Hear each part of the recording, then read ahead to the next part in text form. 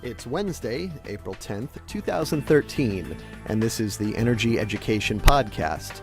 I'm Kevin Hurley. The Nuclear Regulatory Commission evaluates the risks and benefits of a nuclear power plant based on a complex set of formulas, calculations, and computer codes called SAMA. In this week's show, we'll take a closer look at how these SAMA codes work. In particular, we'll discuss how the formulas themselves are not the problem, but rather what's wrong with the numbers being fed into the formula. Even the perfect formula can't yield perfect results without good input data. Joining us today are Arnie and Maggie Gundersen. Arnie and Maggie, welcome to the show. Thank you, Kevin. Hey, Kevin. Thanks for having us. So I want to start out today's show talking about a recent New York Times article and several articles that have been quoting former NRC Chairman Gregory Jaczko extensively. Jaczko is saying now that some old nuclear power plants should be shut down. Can you give us the details? The NRC had a chairman, Gregory Jaczko, until the summer of last year, and the industry wanted unanimous votes from the Nuclear Regulatory Commission, and he was always a dissenting vote on many significant issues. So instead of being able to tell the world the Nuclear Regulatory Commission was unanimous in their approval of nuclear issues, there was essentially a 4-to-1 vote almost all the time on critical safety things. Pressure was placed on him through Congress, and he was forced to leave. Well, just last week, he was quoted as saying several things. First, that these old nuclear plants should not run beyond 40 years. Now, a deal is a deal.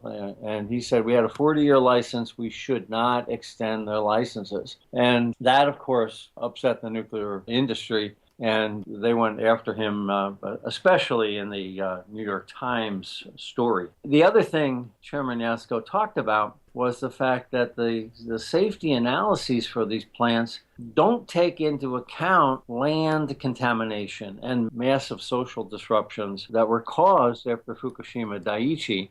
And that's not factored into anybody's cost-benefit analysis on whether or not nuclear plants should go forward. So he was very blunt that the cost-benefit analysis is flawed and that old plants should be retired and not have their licenses extended.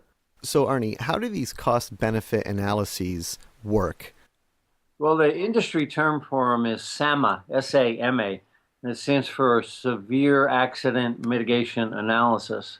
And they have costs that they attribute to radiation releases. And when they do one of these SAMA analyses, they assume very little radiation is released. They don't assume a Fukushima level release that requires evacuating the state of Connecticut, essentially. So when you do a SAMA analysis, if you don't release much radiation, there's no cost to society.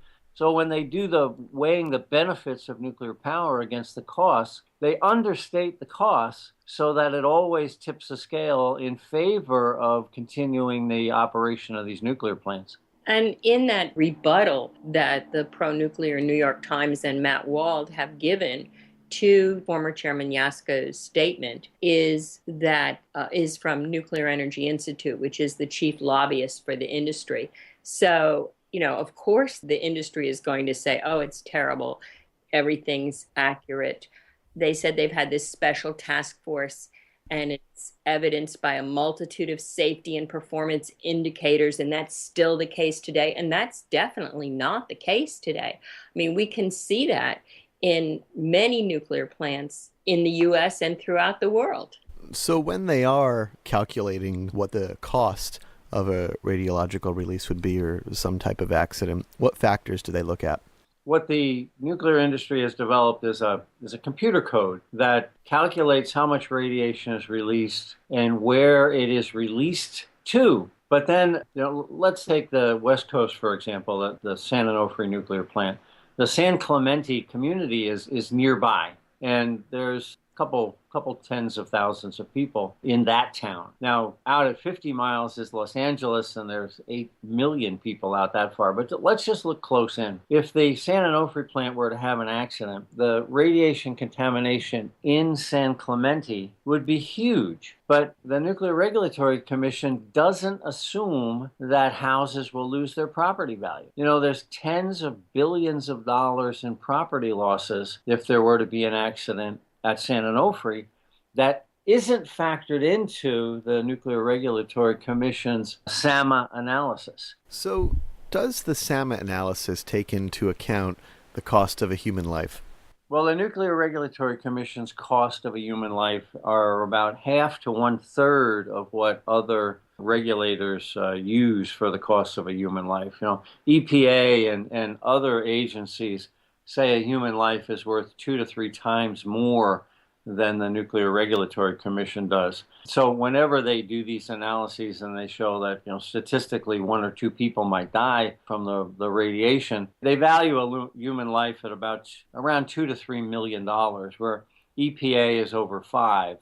So when you do that, the net effect is you never have to make a modification, because the cost of the modification isn't justified by saving human lives in the NRC's model. So this is just another number that they feed into their computer code that makes the end result say, wow, this is worth it. That's right. You know, when you take into account the fact that we're also subsidizing the insurance, you know, the nuclear plants don't have to pay for their liability insurance. It's all done under this thing called Price-Anderson.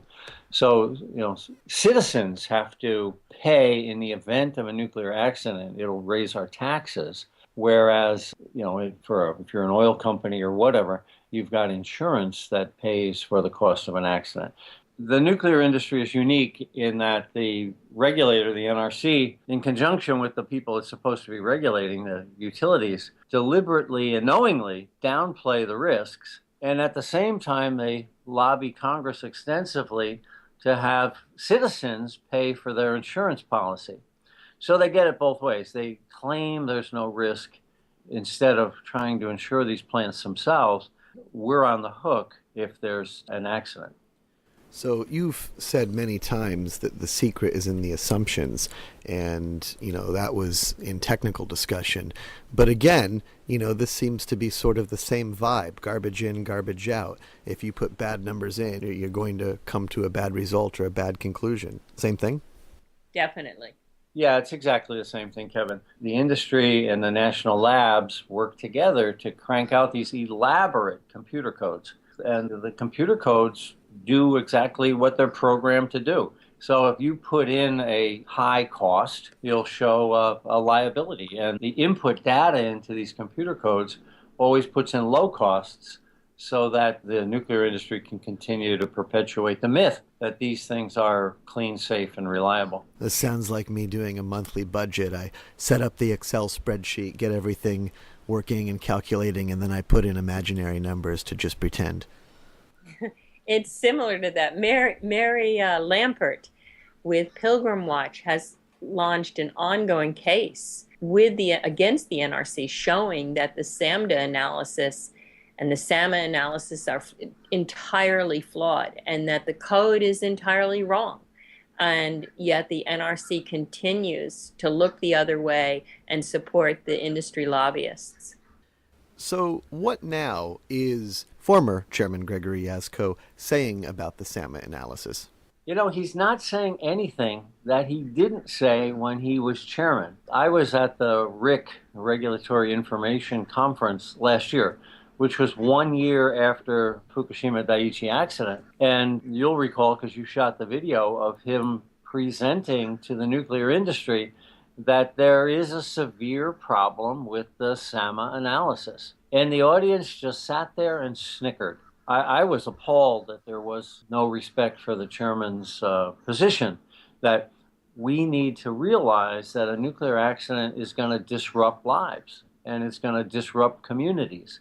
None of that is factored into the SAMA, and Chairman Jaczko didn't have to retire before he said that. The industry ignored him when he was chairman, and now they're trying to bury him after he's a former chairman. That's pretty true, Kevin, in that any commissioners, there's only 2 commissioners prior to Chairman Jaczko who have not gone back into the industry to be rehired at exorbitant rates and work for the industry. So it's a vicious circle of they come from the industry or they're appointed and they have some kind of huge donation, like one chairman that we knew had donated many millions to an election campaign, and they get these appointments and then they go out and they get hired by utilities and energy companies. And Peter Bradford, Victor Galinsky, those are the only 2 commissioners previously who did not do this, and Jaczko has not gone to work for the industry either, so these are truth sayers.